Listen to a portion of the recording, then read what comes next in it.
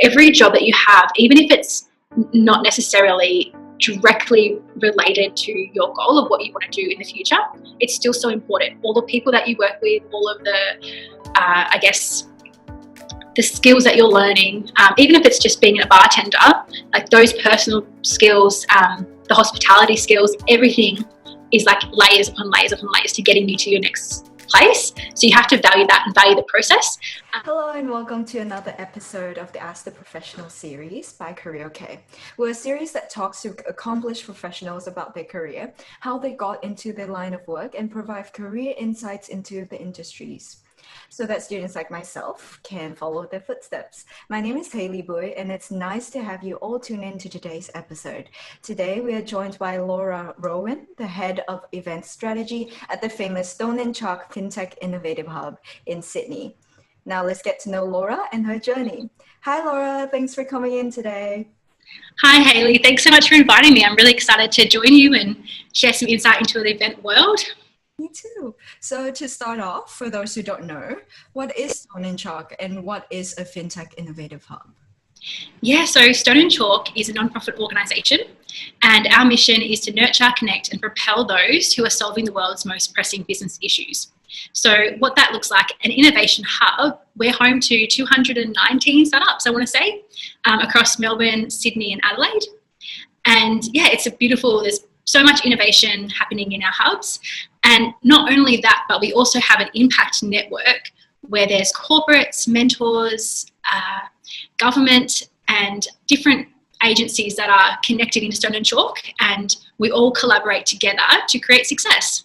Interesting. So what does your day-to-day as the head of events at Stone & Chalk look like? Yeah, so right now I'm actually part-time because I have a little one at home. So my job before has been split. So I'm kind of job sharing with a great colleague of mine, Christina. Originally, I was overseeing, we have an event space business, and there's so much to do with that. We have event managers and event coordinators that are constantly fueling in inquiries every day. There's event spaces in Adelaide, Melbourne and Sydney. So it's very, very busy. We were booked out 6 months ahead of the year. Everyone who wants to run a tech event would come here and do everything. This is one of our spaces here, actually. Sadly, because of COVID, it's been really quiet. But I guess once that sort of comes back up again, hopefully next year we'll be buzzing like we usually are.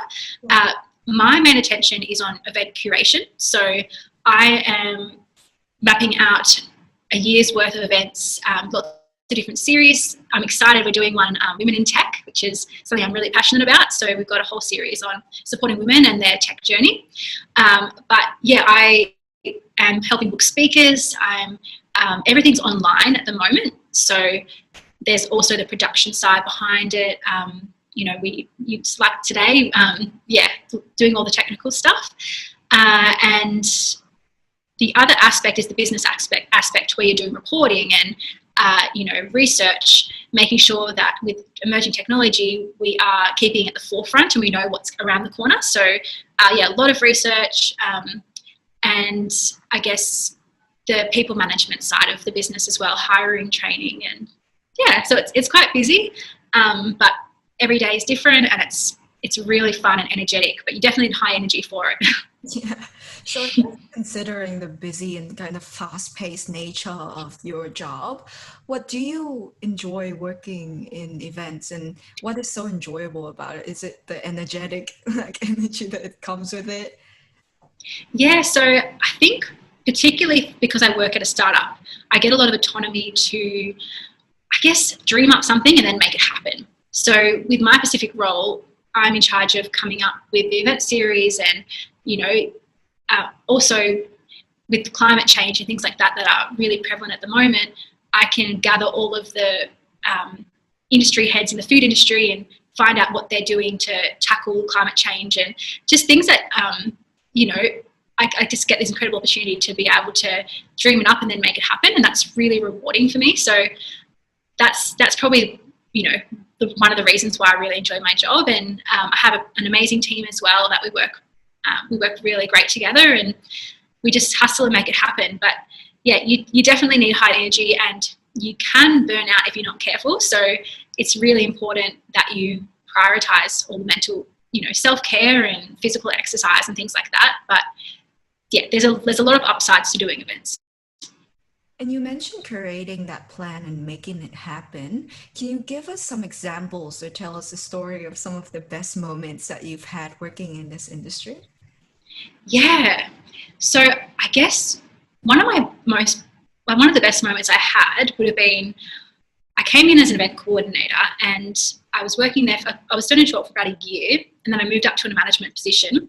And then I was probably doing that for a year, and then my boss, she suddenly left. So she was running the department, and it was either I step up to the plate and I become the head of and take on all the management stuff that I'd never done before, to be honest, or I, step back, keep doing what I'm doing, and they hire somebody else. But I just thought, look, I'm ready, I can do it. And one of the things is I worked really hard, and I guess stepping up to the plate, over the year, I was able to put in place, I completely restructured the way we did everything, because I was so hands-on in, doing all of the logistics beforehand. I knew what worked and what wasn't working, so I could actually then, use my platform to make changes. And we changed all of the event pricing. We did a really thorough, space analysis, pricing analysis, competitor analysis, whatever you call it. And yeah, I guess just being able to back yourself and believe it. And I had to redo all the budgeting and for the next year. And by I guess looking back after my first year as head of events and we actually doubled our revenue for that year. It was just really satisfying to think at the time I didn't know whether I could do it, but if you just back yourself and you work really, really hard, you actually can. And it's a team effort. You have to lean in on people's skills, and I definitely leaned in on my team. And I think the coordinators and managers and even the interns, I was like, look, what are you good at? Let's use that, and let's actually, build an amazing department, and let's actually take this events department to the next level. So it was a really, really amazing experience to I guess go from an event manager to head of, and to actually do really well and see how hard work and planning and tears and everything pays off. So yeah. That's really inspiring. Yeah. But just to take a step back a little bit, was the event coordinator position your first role in working in the events industry? And was it hard or difficult getting that job? Yeah, so it was my first full-time role in events. So my background was actually a music degree. So I started off as a singer doing a popular music degree at JMC, but we did tour management subjects and I loved them. So I think that's where the spark for events was ignited. And yeah, I remember just putting so much effort and detail into that project that we had to run. And then I was also, straight after that, I did a lot of interning and stage managing volunteer. And then I did a lot of interning as a creative administration. So pretty much we ran weekly events where I had to style everything, like music events, to help with band setup, but everything was in the creative, like music industry sort of stream. So coming into the tech world was interesting.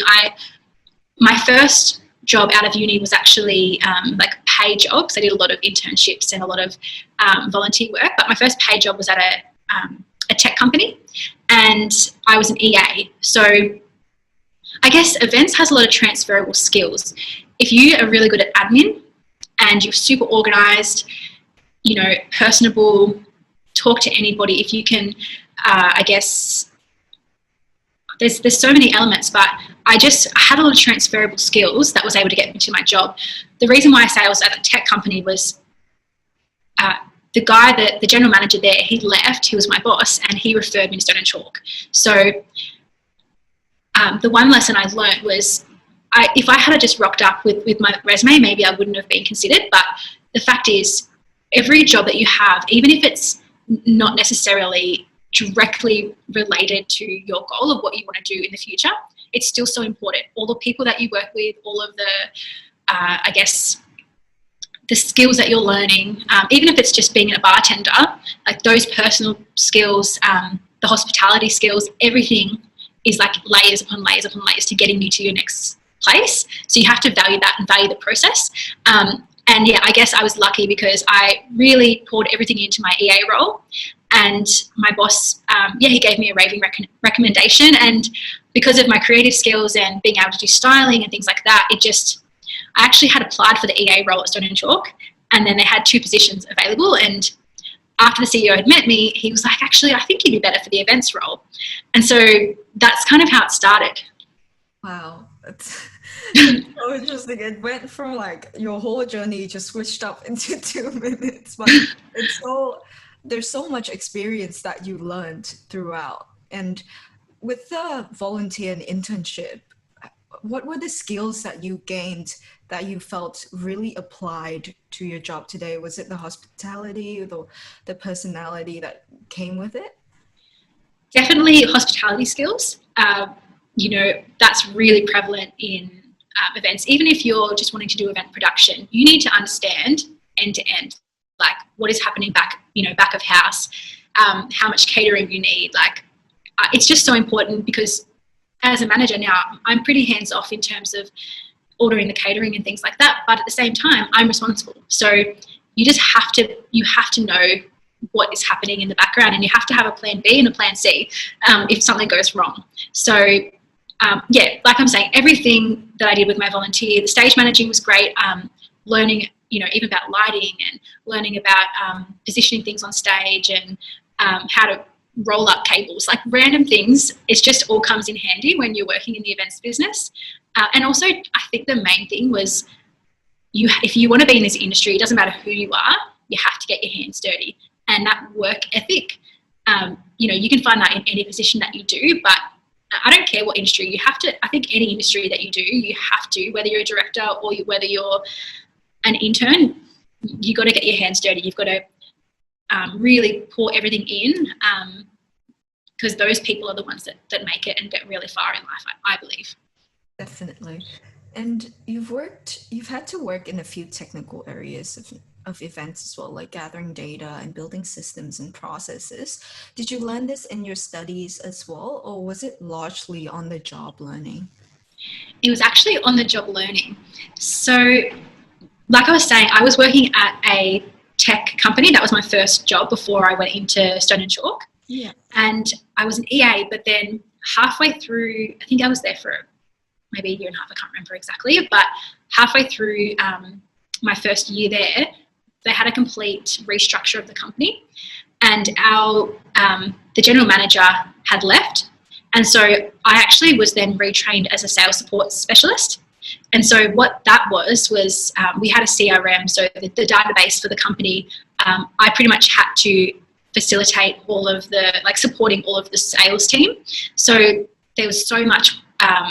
I was flown to the US, and I was trained by a team over there to really learn the technical side of how the workflow happens, how to,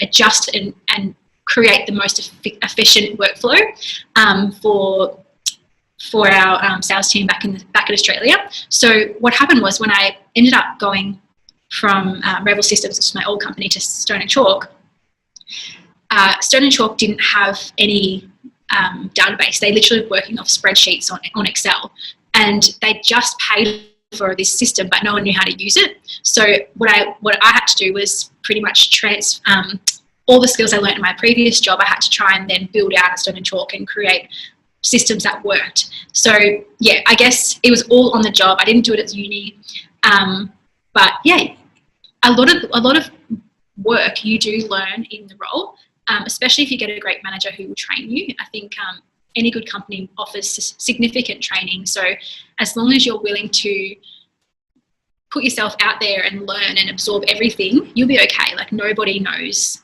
everything before they start their role. That's the whole point of, getting a job and learning. That. And let's talk a bit about getting a job, I guess, post-COVID. How has COVID affected your work in 2020? Yeah, it's hugely affected our work. I was on maternity leave up until July, so I had missed the bulk of the lockdown, which for me was probably a good thing, I guess. But I know it's impacted our industry terribly. It's been really sad to see people lose jobs, and yeah, it's a really humbling thing to still have a job, to be honest. We're very lucky, you know, that COVID has, you know, the government set up different payment schemes for people like us to be able to remain in work when things like our events-based businesses shut down. So I guess whether there's work for people, I do believe so, but I think that you need to upskill in the tech side of things. So it's really, really important, especially even if you want to do events casual work, we're now looking for people who can do production and who can do video editing, who can be able to organise these Zoom calls. That's really, really valuable. And on top of that, you know, all the administration and people skills, hard worker. But yeah, like it's changed now in the fact that you need to know the technical skills, but also other areas, you know, the social distancing in place. All of our seating plans have changed now. The amount of people you can have at events has changed. The way you can run events has changed. So we haven't started doing in-person events yet, but I think next year, definitely next year, if everything, touch wood, goes to plan, we will start to run them in person in February. So we'll see all the learnings and lessons from that. But there definitely is opportunity for people. It's just being open to learning new skills. And event seems like quite a fast-paced career, like I previously mentioned. How do you maintain the work-life balance? Yeah, I mean, it can be hard at times, and especially before I was in my role now, because I'm part-time, it's a bit easier. But when I was full-time, you just have to prioritize your mental and your physical health. There's so many event managers out there who are shells of humans because they just live in that flight and fight mode for so long. And a lot of corporates do as well. Like, it's startup world is busy and it's fast paced. And but yeah, I guess having boundaries from the beginning. If you're starting a new job, you know, if there's a netball team that you're part of, don't sacrifice training with them on a Tuesday night because something at work comes up. Like, from the very beginning, if you put little boundaries in place, like, look, no, this is really important. Can that one night I just can't, you know, have an event on? Or like putting little things in place that give you sanity, even if it's doing a meditation or prioritizing a walk outside or having lunch in the sun. Those things make a big difference, because events is, yeah, like you said, it's very busy. You're multitasking multiple projects at one time. There's a lot of weight on your shoulders and responsibility. So yeah, it's just very important to do those little things. And how would one get a start in events nowadays, considering like the post-COVID world as well? Yeah, great question. I think, well, obviously there's, you know, if you've just come out of an events degree, I would say there are roles. I have seen a few roles going around, but definitely the online space is a big one. So just if there's short courses that you can do if you haven't already learnt about the virtual, like running events virtually, I think I would highly recommend either like a General Assembly or one of those. I don't know if they're doing it, but look at short courses that you can do to upskill yourself in that area. But it's also getting your foot in the door. A lot of people that have joined my team, they actually came on board as an event casual. And so, you know, right now there's not much casual work, but it will pick up again, I believe. Like, once it does, yeah, it's a tricky one because there's so many people out of work right now and it's such a hard thing. But I think it's just being consistent, putting yourself out there, being a really hard worker, and making your resume also a bit different. When I'm hiring, I'm looking through so many resumes. So if you can make your resume a bit more jazzed up, or I don't know, use Canva, like try and make it stand out a little bit. I think that might hopefully give you a bit of a step forward. Thank you. And I know that you've previously touched on this briefly. What are the most important characteristics and traits that you would expect from someone who is junior or start out as like an events casual? Yeah. So I wrote it down because there's so many things, but I guess being a hard worker, staying humble. One thing I would say is Okay, so if you started a new job, I would recommend staying away from office gossip. That's like one that you probably won't hear very often. But if you get involved in anything toxic at work, it'll bring you down and it'll stop you from so many opportunities. So, keep yourself in a positive state of mind. But yeah, things like coming with a solution, not a problem. If I had an intern or event coordinator that came to me and was like, look, this is broken, but I've been doing some research and this is how I think I can fix it. It's so much better. I'd be like, this person is awesome. Than if they just came and was like, oh, I don't know how to do this. How do I do that? Just taking that first initial step to learn and see if you can, whether it's reading the manual or, just being proactive as a person. But yeah, another thing is getting your hands dirty. If you're not willing to pick up plates after an event or take the bins out or do the dishes, putting platters together, serving people. Like events is all about servanthood and serving people and being okay with that. Doesn't matter, like even in my role now, I still will walk around at the end of an event and pick up plates and make sure that things look nice and clean. Like it's really important, and that's a massive quality that you have to have and be okay with if you want to pursue a career there. I guess the only other thing is having a creative eye and an eye for detail. So if you go into a room and you notice something's off, fix it. Like making sure that everything looks perfect. Or just being able to put some plants and furniture together and make things look stylish. I guess it depends on what industry you're in, but like those little things will bring you a long way. Thanks so much for that honest answer. Yeah. So you must be an expert at networking now. Let's seeing it all the time in your role. Is networking important for someone working in events? And what are some tips that you can give for those looking to build their network? Yeah, I guess one tip is simple. It's just go. Like put yourself out of your comfort zone and just show up. Once you're there, it's easy. It's easier than you think it would be. Find someone that, if you can just find one person or two people in the room that you could connect with and have a conversation with, they're probably feeling as equally nervous and awkward. So don't feel like you're the only one. But yeah, I guess the main thing I've learned is just, attend events, go try and get out there and meet people, because in that you also not only have a great time and have a good experience, but you also could potentially meet speakers for your future events. You could get ideas of what other people are doing. You could be offered new venues or meet new caterers that could, facilitate the next event. I've learned so much from watching what other people are doing, and I get really inspired, and it just shakes you out of your comfort zone, because sometimes you just do the same thing over and over again. But yeah, that's, I guess, just go. Even if you feel scared, bring a friend if you have to, but just go and just try and talk to a couple of people. I guess one networking thing is, rather than going and trying to get something out of somebody, maybe go and see what you can give others as well. Maybe you can offer something or find out what they need and what they're struggling with. People don't always, it's better to be a good listener than just to talk about yourself the whole time. Yeah, I totally agree with that.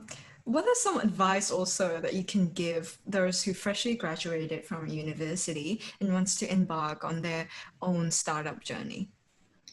Yeah, so if you're an entrepreneur and you've just started and maybe you have, I guess it depends if you've got a product or if you, just say you've got a product and you're really excited about launching something. I was mentioning before, there are accelerator programs out there that you could potentially join. So maybe you don't have funds to be able to, produce 100 products, but if you join an accelerator, we're not an accelerator, so no talk, so I'm not advertising what we do at all. But I know plenty of great ones, and they're existing in Sydney and all over Australia, but they take a bit of equity from your business, but they give you all the skills you need, mentorship.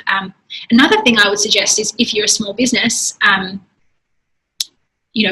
we're an innovation hub. There's so many places like us where you can come and you can join, and just putting yourself in a community of other startups is going to put you forward so much further than trying to be a small business owner or be a startup owner on your own. You need people to bounce ideas off, to connect you with the right people, mentors that can guide you, investors. Stone and Chalk, we have investor programs, we have mentorship programs. There's a lot of community gatherings where you can meet other people. Even just, you might be a marketing person in a startup, but you can meet another marketing person and you can brainstorm or ideas of what they're doing. So yeah, that's my role, is just join a community, whether it's a co-working space, an innovation hub, or if you really need support to build your business, join an accelerator program. But yeah, that's probably the three things. I think it really links back to what you said about networking as well and the importance of that. Now let's talk about women in leadership. I know that you spoke of Women in Tech, which is a program that you're very excited about. Do you want to give us some insights into that? Yeah, so it's called Empowered to Lead. We'll be launching February actually, and the first event I'm running is Thriving in a Male-Dominated Industry. So I haven't locked in the speakers yet, but we're planning to run a panel where we get a ton of women, maybe women in STEM. I've even got a rocket scientist in our network. I might see if I can get her. She's amazing in Adelaide.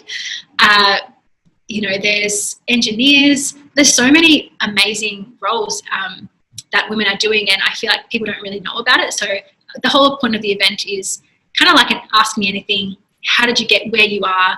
And just to inspire other women to pursue careers like that, because there's so many opportunities out there, and I don't think it's right to box women into certain roles and positions just because of their gender. All power to women. So that's it really. I think that sounds perfect. I will definitely tune into that. Yeah. So our listeners as well, make sure that you tune in February, and we will also link up any information that we've got and post it on our group as well. Perfect, thank you. Not only do you work in events, but I know that you are also a female leader. How important is it for corporations to have women in leadership? I think it's really important. I mean, women are half the population, so it makes sense that that we have a platform as well. And I think women supporting women, if we're not represented, then how can we build a fair industry of quality? And even things, I guess women have bringing a fresh insight. And I 100% agree that it's really important that they are in leadership. And what would you say are some of the barriers or challenges for female leaders out there in the workforce, and what would you think would overcome them? Yeah, well, one thing that I have learnt, I guess, is that there's a few different areas. So if it's event related, when you are working with suppliers, this is just personal, but there are lots of suppliers that are in, for instance, if I was to put on an event for the Melbourne Cup and you have all these different vendors that are generators and toilets and all these, all these different, the marquees, they're all male dominated, like the more male run companies. And if you don't know what you're talking about, then it's really hard to be able to get a good deal and get what you need. And also understand if something breaks, like you won't know how it works. So as a woman, I feel like it's even more important to be taken seriously and to understand and educate yourself. Like education is so, so important for any industry that you work in. If you want to, women sometimes don't get taken seriously, especially if you're younger. So it's really important that you go that extra mile to know how things work, whether it's how many power points are on a generator or, the requirements that you need, like if it's more like the technical requirements that you need when you're setting up an event. Those things will bring you forward. And for me also with the role I'm in now, because I've helped my sister who runs things like Run Australia, which is a national, for Cotton On, they do like a national fun run every year. But I didn't mention that before, but with my current job, now I need to, with emerging technology, that also is a male-dominated industry. And so I have to be able to do all the research I need to be able to walk the walk and walk the talk. And so, I just say education, never stop learning. Doesn't matter how long you've been in the job for, keep doing short courses, keep staying up on top of things, because that will push you forward and help you to be taken seriously and to get the most out of your career. Definitely. And just to summarize that, I guess going through that extra mile is an important skill to develop to become a good leader of a role as well, right? Yeah, and I think another thing is just women supporting women. Like, we are not each other's competitors. Sometimes if you're in a room full of men in a board meeting and there's one other girl, like, some women see you as a competitor, and so that shouldn't be the case. Like, there's space for everybody, and you just have to be in your own lane and to swim in your own lane, and support other people, knowledge sharing and mentoring and building people up so that they can achieve what they're meant to achieve. Yeah, I think more women hopefully should just support other women, rather than compete against each other. That's probably another thing that's really important if you're a woman out there to, there's enough space for everybody to succeed. I completely agree. So, in terms of mentorship, do you think having a mentor for your career is important, and why? I 100% agree. Having a mentor is important. I've had several different unofficial mentors over my career, especially since being a student chalk. I guess different times in my life when I had to, negotiate my salary, I had a great mentor to teach me different skills of how to say what to say and how to be assertive. I've had another mentor that has walked me through when I became the head of events, just even connecting me with speakers and the right people, and being an ear to listen when I needed advice. Everybody, you can't know everything, and yeah, I think it's important that you surround yourself with intelligent people who are going to be positive and push you forward. So yeah, if you can get a mentor, 100% go and do it, especially if they are in your industry, because that is going to push you so much further. And there's plenty of people who are so approachable, you wouldn't realise they will give you their time. So don't be afraid. If you know somebody, just tap them on the shoulder and ask them. I'm sure they'll be flattered to do it. And finally, our last question. What would you tell your 20-year-old self knowing what you know now? Yeah, I think I'd probably tell myself to just relax. I think I was so worried that I didn't know what I wanted to be. And like as you saw, my journey was, I had so many, did so many different things. It wasn't a linear path to getting where I am. And I think I would have just told myself, even if you're bartending and you're not in the job that you want, just put 100% into everything you do. Be kind to everybody, because that is underrated. Like, the people that you meet in your life, you never know who's going to offer you the next thing or help you in the next way. So just be a giver in your life, and things will come back, and you'll, the more that you give, the more that you will receive. That's probably the main thing. Work hard, stay humble. Kindness is everything. Being polite, being humble, doesn't matter what you achieve. If you can, it's just, you see a lot of people that climb up in the career and then climb up high in the career ladder, and they don't, they forget that, they were that junior intern back 20 years ago or whatever it is. So I don't know, I just think it's really important that, you remember who you were before you got to that high place. So anyway, that's sort of, I just remind myself to stay kind and to relax, and it's all going to be okay, and go on the journey. Thank you, Laura. Thank you so much for spending time with me today. I really resonated with what you just said as well. Also, thank you to everyone who's listening in. Remember to join our group so that you can speak to accomplished professionals who can answer any questions that you might have in your industry. The link is above, and see you next time. Thank you again, Laura. See you. Thank you so much.